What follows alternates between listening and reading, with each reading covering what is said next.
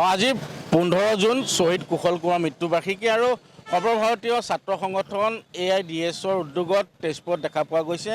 শ্বহীদ কুশল কোঁৱৰৰ প্ৰতিচ্ছবিত এনেদৰে তেওঁলোকে গভীৰ শ্ৰদ্ধা নিবেদন কৰিছে আৰু নতুন প্ৰজন্মৰ মাজত বিশেষকৈ ছাত্ৰ ছাত্ৰীসকলৰ মাজত শ্বহীদ কুশল কোঁৱৰৰ যি অৱদান সেই অৱদান সম্পৰ্কে তেওঁলোকে দাঙি ধৰাৰ এক প্ৰয়াস কৰিছে। আমি দেখুৱাইছোঁ তেজপুৰ কোৰ্ট চাৰিআলিৰ পৰা এই পৰিৱেশ আৰু যিহেতু অল ইণ্ডিয়া DSৰ কাৰ্যকৰ্তাসকল আছে এইখিনি আহিলে সুবিধা হ'ব।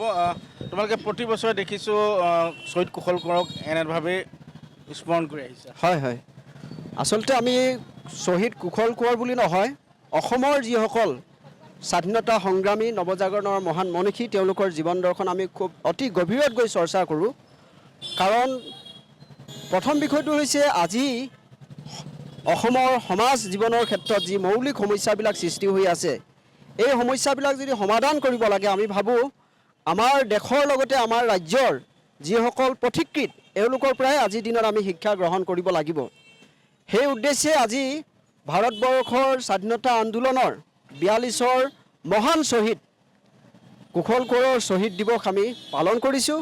তেওঁলোকৰ অকল পালন কৰাই নহয়, তেওঁৰ যি অপূৰিত সপোন, আমি সকলোৱে জানো তেওঁক যেতিয়া জেলবন্দী কৰা হৈছিল তেওঁ এই জেলৰ পৰা মুক্ত হ'ব পাৰিলে হয়। তেওঁ মানে এই যি সৰুপথাৰ ৰেল যি দুৰ্ঘটনা তেওঁ প্ৰত্যক্ষভাৱে তাতে জড়িত নাছিল, কিন্তু তেওঁ এইটো উপলব্ধি কৰিছিল যে এই যি এই কাৰ্য আচলতে ব্ৰিটিছৰ যি শোষণ শাসন অত্যাচাৰ তাৰ বিৰুদ্ধে মুক্ত হোৱাৰ এটা সংগ্ৰাম। গতিকে এই সংগ্ৰামত যুক্ত হ'ব পৰাটো তেওঁৰ এটা জীৱনৰ কাৰণে অত্যন্ত গুৰুত্বপূৰ্ণ এটা বিষয় আছিল আৰু সেইটো মৰ্মে উপলব্ধি কৰিয়েই তেওঁ প্ৰাণ আহুতি দিছিল। আৰু আজি আমি তেওঁৰ যি আত্মবলিদান তাক আমি স্মৰণ কৰিছোঁ আৰু অহা দিনত তেওঁৰ যি সপোন, এই সপোনক পূৰণ কৰাৰ কাৰণে ভাৰতবৰ্ষৰ অসমৰ স্বাধীনতা সংগ্ৰামীসকলৰ অপূৰিত সপোন পূৰণ কৰাৰ কাৰণে তেওঁলোকৰ পৰাই শিক্ষা লৈ যাতে আমি আগবাঢ়িব পাৰোঁ, তাৰ কাৰণে ছাত্ৰ সংগঠন DSOৱে বিভিন্ন কাৰ্যসূচী আমি পালন কৰি আহিছোঁ। মই ক'ম আজি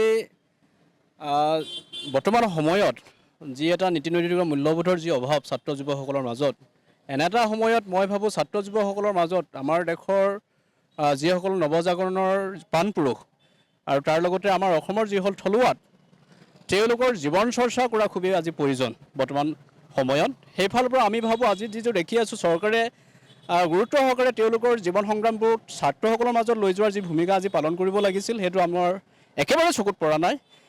ফলত আমি ভাবোঁ এইটো চৰকাৰে উদ্যোগ ল'ব লাগে, কিন্তু তেওঁলোকে নলয়। কিন্তু আমি ছাত্ৰ সংগঠন AIDSৱে যিটো অলপ আগত মাধুৰ্য গগৈ এই কথাটো উল্লেখ কৰি গৈছে যে কি উদ্দেশ্যৰে আমি তেওঁলোকৰ জীৱন সংগ্ৰাম আমি চৰ্চা কৰোঁ আৰু কেৱল অকল আমি কুশল কোঁৱৰে নহয়, আমি সকলোৰে যিসকলে আমাৰ দেশৰ কাৰণে নিজৰ জীৱন উৎসৰ্গা কৰিছে তেওঁলোকৰ জীৱনৰ শিক্ষা আমাৰ ছাত্ৰসকলৰ মাজত লৈ যোৱা এই উদ্দেশ্য লৈ আমি প্ৰত্যেক বছৰে পালন কৰোঁ। ধন্যবাদ। নিশ্চিতভাৱে আৰু দেখা পোৱা গৈছে এনেদৰে যিসকল মহান মনীষী আছে, স্বাধীনতা সেনানী হওক বা যিসকল পুৰোধা ব্যক্তি, তেওঁলোকৰ প্ৰতি এনেদৰে দেখা পোৱা গৈছে। সৰ্বভাৰতীয় ছাত্ৰ সংগঠন AIDSও তেওঁলোকে বিশেষকৈ নতুন প্ৰজন্মৰ মাজত এইসকল বীৰৰ যি কাহিনী বা যি জীৱন ইতিবৃত্ত সেই সম্পৰ্কে যাতে নতুন প্ৰজন্মৰ মাজত জীয়াই ৰাখিব পাৰি তাৰে এক প্ৰয়াস কৰা পৰিলক্ষিত হৈছে। আপুনি বিচৰা বাতৰি পাব কেৱল News 18 এপত। News 18 এপ ডাউনলোড কৰিবলৈ স্কেন কৰক এই QR কোড। Google Play Storeতো পাব এই News 18 এপ।